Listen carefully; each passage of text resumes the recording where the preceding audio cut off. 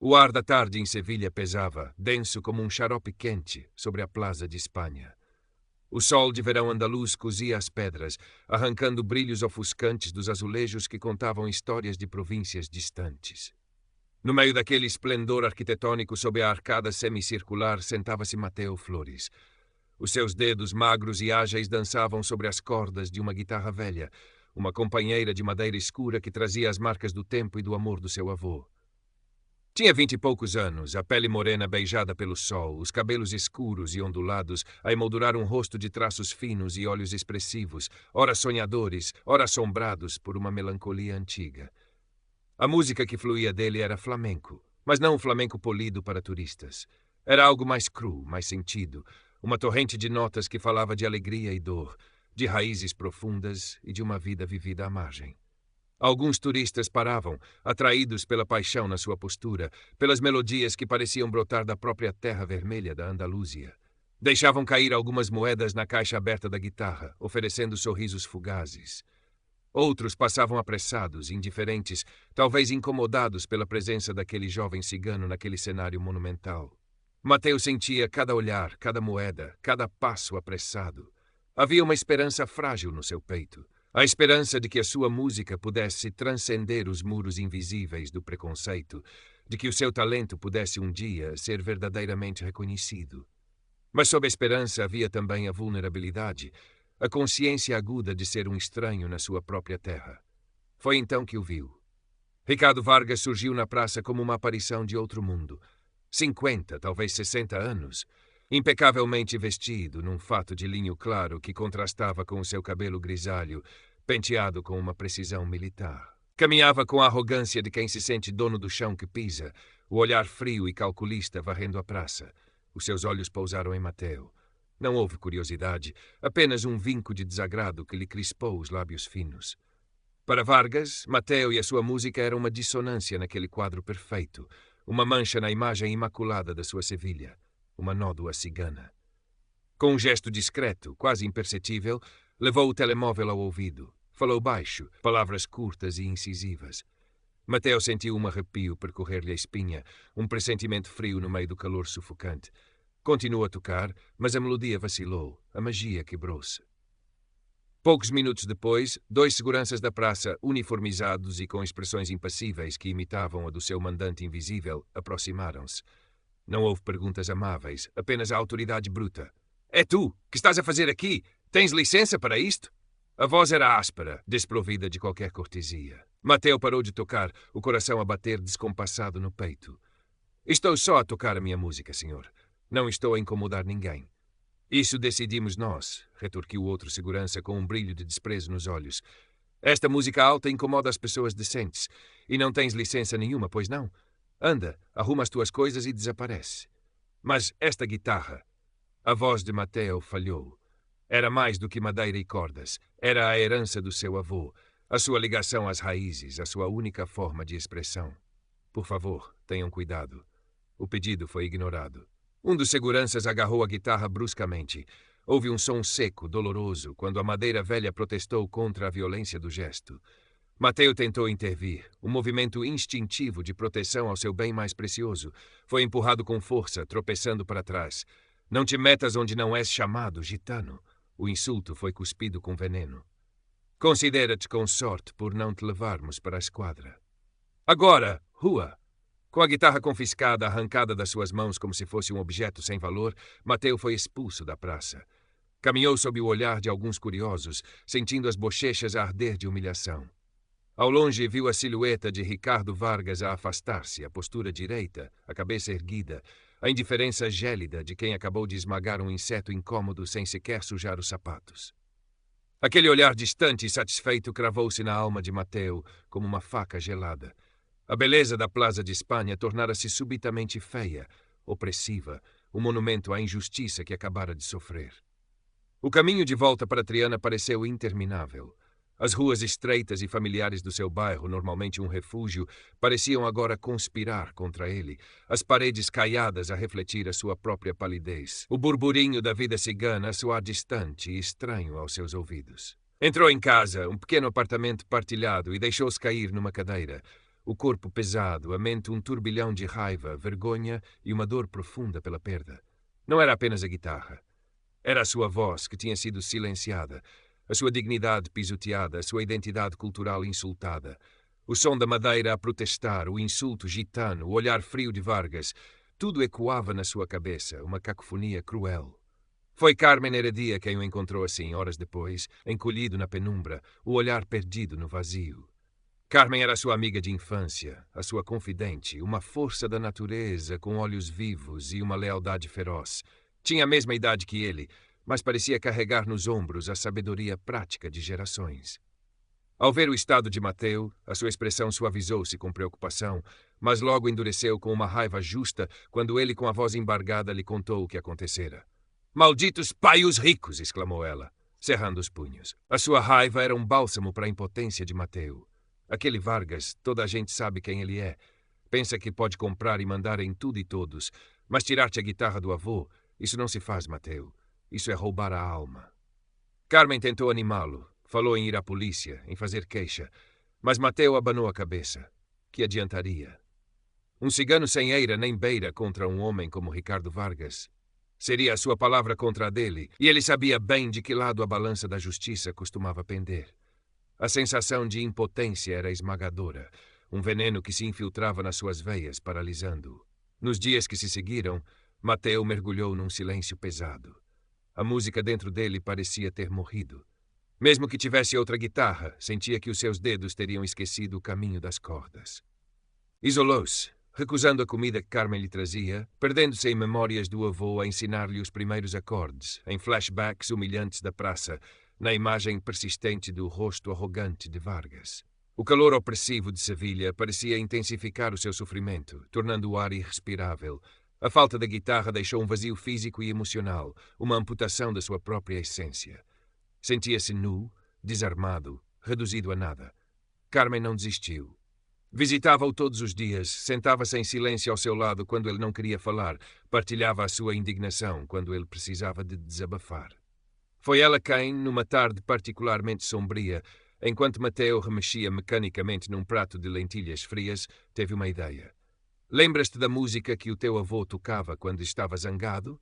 perguntou ela, os olhos a brilhar com uma súbita faísca. "Aquela que parecia que ia rasgar as cordas?" Que fazia tremer as paredes. Mateu franziu o sobrolho, a memória a emergir lentamente da névoa do seu desalento. Sim, lembrava-se, o avô chamava-lhe a sua buleria de tempestade. Ele dizia que a raiva, a dor, tudo isso também é música, Mateu, continuou Carmen, inclinando-se para ele. Que às vezes a única forma de não deixar que te esmaguem é gritar mais alto, talvez não com palavras, mas com a tua música. As palavras de Carmen foram como uma pequena fenda na muralha de desespero que Mateu erguera à sua volta. A raiva ainda ardia dentro dele, um fogo lento e corrosivo. E se pudesse transformar essa raiva em algo, não em violência, mas em som? Naquela noite, pela primeira vez em dias, Mateu não sonhou com a humilhação. Sonhou com notas dissonantes, com ritmos quebrados, com uma melodia sombria que nascia das cinzas da sua guitarra perdida. No dia seguinte, Carmen apareceu com uma notícia. Tinha visto um cartaz num centro cultural ali perto, em Triana, um concurso de novos valores do flamenco. O tema era raízes e realidades sociais. "É um sinal, Mateu", disse ela, os olhos a brilhar. "Tens de participar. Tens de lhes mostrar quem és. Tens de lhes contar a tua história, a nossa história com a tua música." Mateu hesitou. Participar? Sem a sua guitarra? E que história contaria ele? A de um jovem cigano humilhado por um homem rico e poderoso? Quem quereria ouvir isso? "Eu arranjo-te uma guitarra", disse Carmen, antecipando as suas objeções. "O tio Manuel tem uma encostada a um canto, quase nunca a usa. E a tua história é a história de muitos, Mateu. É a nossa realidade. É isso que eles querem ouvir, não é? Realidades sociais?" A ideia começou a ganhar forma na mente de Mateu, a princípio assustadora, depois desafiadora. A melodia sombria que o assombrara nos sonhos começou a tomar contornos mais definidos. Não seria uma peça de flamenco tradicional. Seria outra coisa. Seria a sua resposta. Seria a sua buleria de tempestade. Carmen conseguiu a guitarra emprestada do tio Manuel. Era mais simples que a do avô, o som menos profundo, mas era um instrumento. Mateu pegou nela com mãos trêmulas. Os primeiros acordes foram hesitantes, enferrujados, mas aos poucos a música começou a fluir de novo. Não a música alegre das tardes na praça, mas algo diferente. Algo que nascia da dor, da raiva, da humilhação. O processo de composição foi tortuoso. Havia dias em que a frustração o bloqueava, em que a memória do incidente o paralisava. Mas havia também momentos de catarse, em que conseguia canalizar toda a sua angústia para as cordas, transformando o veneno em notas cortantes, em harmonias tensas, em ritmos que espelhavam a sua agitação interior. Trabalhava noite adentro, alheio ao tempo, possuído pela urgência de dar forma àquela tempestade musical. Carmen ouvia, por vezes, fragmentos que escapavam pela porta entreaberta. Ficava impressionada com a força crua da música, mas também preocupada com a intensidade que consumia Mateo. Ele estava a colocar tudo naquela peça, a sua dor, o seu orgulho ferido, a sua revolta silenciosa. Era a sua forma de lutar, a única que lhe restava. A decisão estava tomada. Iria ao concurso, não para ganhar, mas para ser ouvido. Para que a sua verdade, a verdade da sua música, ecoasse naquele espaço cultural. Para que, talvez, de alguma forma, a sua voz silenciada pudesse finalmente gritar. A noite do concurso chegou como um animal expectante, prendendo a respiração no calor ainda persistente de Sevilha. O centro cultural em Triana fervilhava de gente. Havia artistas nervosos afinando instrumentos nos cantos, famílias e amigos a ocupar os lugares e um certo ar de pretensão cultural pairando sobre as conversas animadas. Mateo sentia o estômago revirado, as mãos frias apesar do abafamento. Trazia a guitarra emprestada como um escudo frágil contra a sua própria ansiedade. Carmen estava ao seu lado, um pilar de força tranquila, os seus olhos transmitindo um encorajamento silencioso. Enquanto esperava a sua vez nos bastidores improvisados, Mateo espreitou pela cortina lateral. O seu sangue gelou. Sentado numa das mesas da primeira fila, numa posição de destaque, estava Ricardo Vargas. O mesmo fato impecável, a mesma aura de poder intocável. Conversava animadamente com o diretor do Centro Cultural, um sorriso polido nos lábios. Talvez fosse um patrono, um convidado de honra.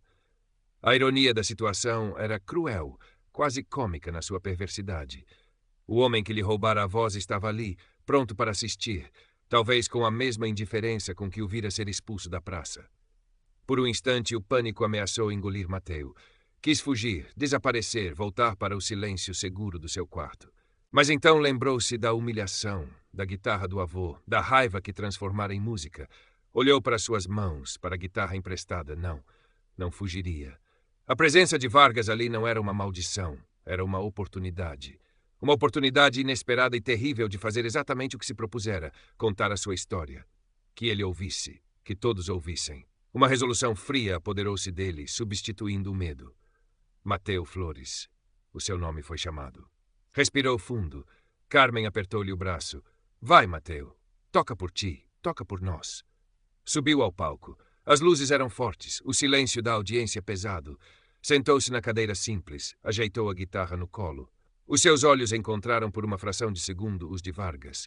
Viu um lampejo de reconhecimento no olhar do homem mais velho, seguido por uma expressão de leve curiosidade, talvez até um toque de condescendência. O músico cigano que ele mandara expulsar da praça estava ali, naquele palco. Que patético, parecia pensar o olhar de Vargas. Mateo fechou os olhos por um instante, isolando-se do mundo exterior, focando-se apenas na tempestade que carregava dentro de si. Depois os seus dedos tocaram as cordas. Não começou com um rasgueado flamenco vibrante. Começou com notas lentas, melancólicas, quase hesitantes. Um lamento que falava de perda, de algo precioso que fora arrancado.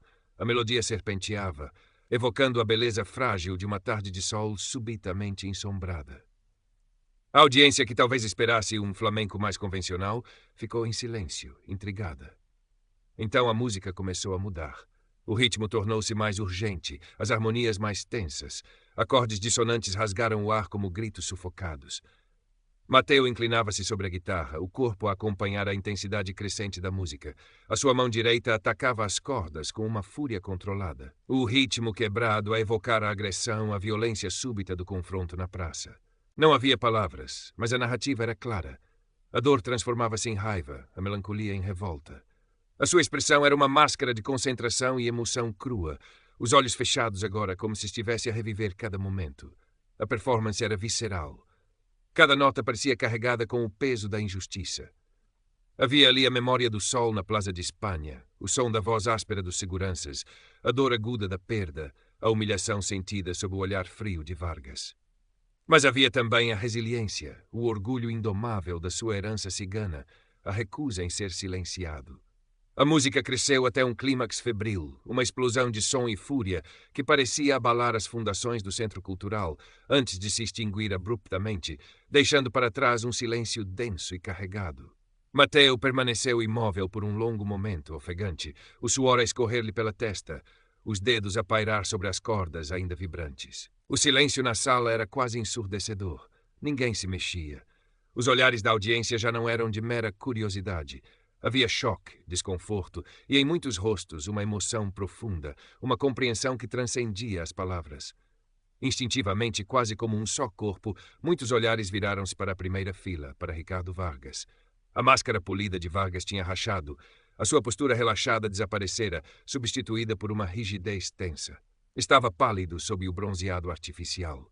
Os seus olhos, antes frios e calculistas, agora dardejavam desconfortáveis, presos entre a raiva e a súbita e indesejada exposição.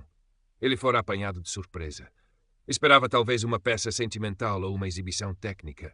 Não esperava ser confrontado com o reflexo feio da sua própria crueldade, traduzido numa linguagem universal e inegável, a música. A arte de Mateo, nascida da dor que ele próprio infligira, transformara aquele palco num tribunal simbólico, e Vargas sentia o peso do julgamento nos olhares que agora se fixavam nele.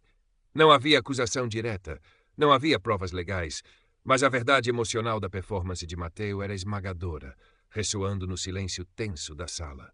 A sua arrogância fora exposta, a sua imagem cuidadosamente construída, arranhada perante aquele círculo cultural que ele provavelmente prezava. O silêncio prolongou-se por mais um instante, um tempo suspenso onde apenas a respiração ofegante de Mateo era audível. E então alguém começou a aplaudir. Primeiro timidamente, depois com mais força. Outros seguiram-se. Os aplausos cresceram, não talvez unânimes. Alguns pareciam demasiado desconcertados ou leais a Vargas para se manifestarem, mas fortes, genuínos, carregados de emoção.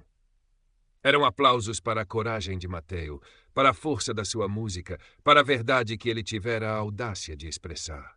Mateo levantou a cabeça, os olhos ainda embaciados pela intensidade da performance. Viu Carmen na lateral do palco, as lágrimas a correrem-lhe pelo rosto, mas com um sorriso orgulhoso nos lábios.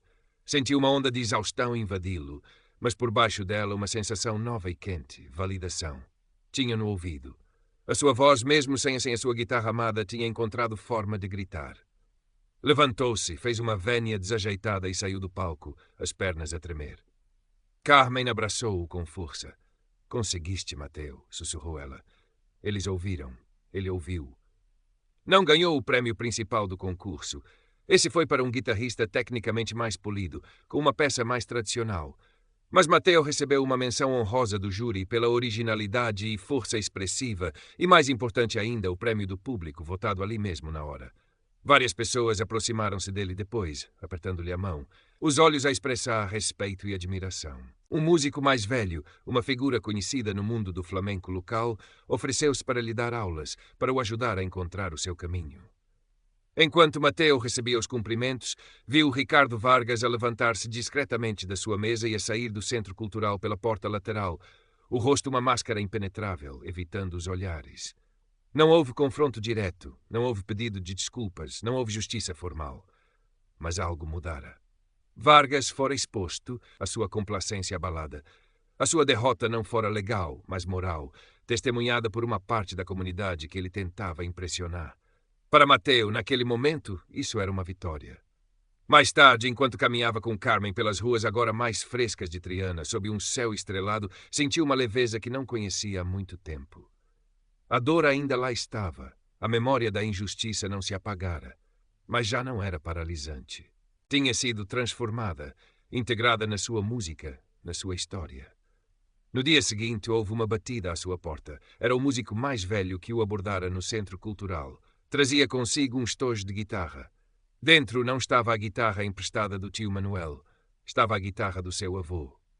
Alguém a deixou anonimamente na minha loja esta manhã, disse o músico, com um sorriso conhecedor, com um bilhete a dizer que pertencia ao jovem do concurso.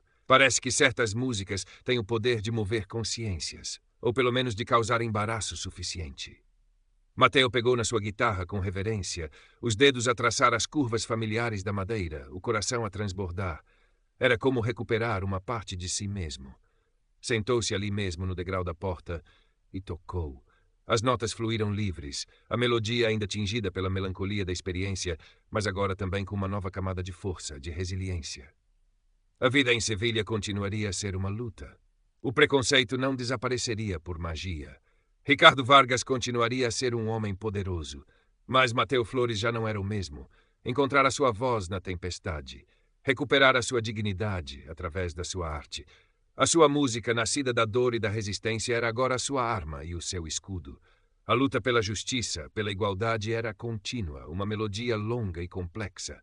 Mas agora Mateo sabia que tinha a sua própria parte para tocar nessa melodia, e tocá-la-ia com toda a força da sua alma cigana.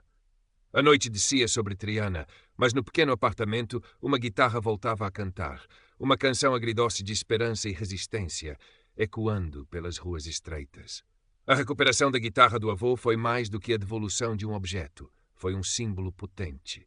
Representava a possibilidade de reparação, mesmo que incompleta, mesmo que vinda de uma fonte anônima, movida mais pelo embaraço do que pelo remorso genuíno. Para Mateo era a prova tangível de que a sua música tinha tido um impacto real, que a sua voz artística tinha conseguido penetrar a indiferença e a arrogância. Nas semanas que se seguiram, Mateo sentiu uma mudança subtil mas significativa. A menção honrosa e o prémio do público no concurso abriram-lhe algumas portas. O músico mais velho cumpriu a sua promessa, tornando-se um mentor informal, ajudando-o a aprimorar a sua técnica sem sacrificar a paixão crua que tornara a sua performance tão memorável. Começou a ser convidado para tocar em pequenas penhas flamencas em Triana e noutros bairros, locais onde a autenticidade era valorizada acima do virtuosismo superficial. A sua música continuava a carregar a marca da sua experiência. A peça que tocara no concurso, que ele passou a chamar Lágrimas da Praça, tornou-se a sua assinatura. Cada vez que a tocava, sentia a catarse da sua criação, mas também a responsabilidade de contar aquela história, não apenas a sua, mas a de muitos outros que enfrentavam diariamente o preconceito e a invisibilidade. A sua arte tornou-se um ato de resistência contínuo, uma forma de afirmar a sua identidade e a da sua comunidade. Carmen continuava a ser a sua âncora, celebrando cada pequena vitória, ouvindo as suas frustrações quando as coisas se tornavam difíceis. A amizade deles aprofundou-se, forjada na adversidade e na partilha de uma mesma luta. Um dia, enquanto tocava numa pequena praça em Triana, rodeado por vizinhos e alguns turistas mais aventureiros, viu uma figura familiar a observá-lo à distância. Era um dos seguranças que o tinha abordado na Plaza de Espanha. O homem não se aproximou, apenas ficou ali, a ouvir, a expressão indecifrável. Quando Mateo terminou a música, os seus olhares cruzaram-se por um instante. Não houve hostilidade no olhar do segurança, talvez um vislumbre de algo mais complexo. Respeito relutante? Vergonha? Mateo não soube dizer. O homem apenas assentiu levemente com a cabeça e afastou-se. Não era um pedido de desculpas, mas era um reconhecimento silencioso, uma pequena fissura na muralha da indiferença. Ricardo Vargas soube-se depois, através das conversas de bairro, diminuir as suas aparições públicas nos círculos culturais de Triana. Continuava a ser rico e influente noutras esferas, mas a sua imagem naquele ambiente específico ficara manchada. A história da performance de Mateo espalhara-se, contada e recontada, tornando-se uma pequena lenda local. A justiça que Mateo alcançara não fora a dos tribunais, mas a da memória coletiva, a da reputação arranhada, a da verdade emocional exposta através da arte. Mateo compreendeu que a sua jornada estava apenas a começar. A música era a sua ferramenta, a sua voz. Mas a luta contra o antigitanismo e a desigualdade social era muito maior do que ele. Começou a interessar-se mais pelas iniciativas comunitárias, a conversar com os mais velhos sobre as histórias de resistência do seu povo, a pensar em como a sua música poderia servir não apenas como expressão pessoal, mas também como um catalisador para a consciencialização e a mudança. Numa tarde quente, sentado à porta de casa com a guitarra do avô no colo, dedilhava uma nova melodia. Era diferente de Lágrimas da Praça. Ainda havia melancolia, mas também uma corrente subterrânea de esperança, uma celebração da resiliência, da beleza encontrada mesmo na adversidade. Olhou para as suas mãos, mãos de músico, mãos ciganas que tinham conhecido a humilhação, mas que agora criavam beleza e contavam histórias com uma força renovada. A luta continuava, sim, mas a música também. E enquanto houvesse música, haveria esperança. O sol de Sevilha começava a descer, pintando o céu de tons alaranjados e roxos, e os acordes de Mateo Flores flutuavam no ar, uma promessa silenciosa de que a sua voz não voltaria a ser silenciada. A nova melodia que brotava dos dedos de Mateo era um testemunho da sua evolução. Já não era apenas a raiva e a dor a alimentar a sua arte, mas uma compreensão mais profunda da complexidade da vida, da interação entre sofrimento e beleza, opressão e resistência. A sua música tornou-se mais matizada, incorporando elementos tradicionais do flamenco com as suas próprias harmonias inovadoras, criando uma ponte entre o passado e o presente, entre a herança cultural e a experiência individual. A sua crescente reputação nas penhas e círculos culturais alternativos de Sevilha levou a convites inesperados. Foi convidado a participar num festival de música folk em outra cidade da Andaluzia, representando a nova geração do flamenco. A perspectiva era simultaneamente excitante e intimidante. Seria levar a sua história, a sua música, para além das fronteiras familiares de Triana. Antes de partir, passou uma tarde na Plaza de Espanha. Não para tocar, mas para observar. Sentou-se num banco de azulejos, não muito longe do local onde tudo acontecera. Viu outros músicos de rua, artistas, turistas, locais. Viu a beleza inegável do lugar, mas agora via também as sombras, as tensões invisíveis sob a superfície ensolarada. Não sentiu o medo ou a humilhação de antes, mas uma clareza tranquila. Aquele lugar já não o definia pela dor que lhe causara. Ele tinha reescrito a sua própria narrativa. Lembrou-se de Ricardo Vargas. Não sentia ódio, mas uma espécie de compaixão distante pela pequenez da sua arrogância, pela sua incapacidade de ver a humanidade para além das barreiras do status e do preconceito. A sua verdadeira vitória não fora diminuir Vargas, mas sim crescer para além da sua influência, encontrar a sua própria força e voz. No festival, a sua atuação foi recebida com um entusiasmo que o surpreendeu. A sua história, contada através das cordas da guitarra do avô, ressoou com pessoas de diferentes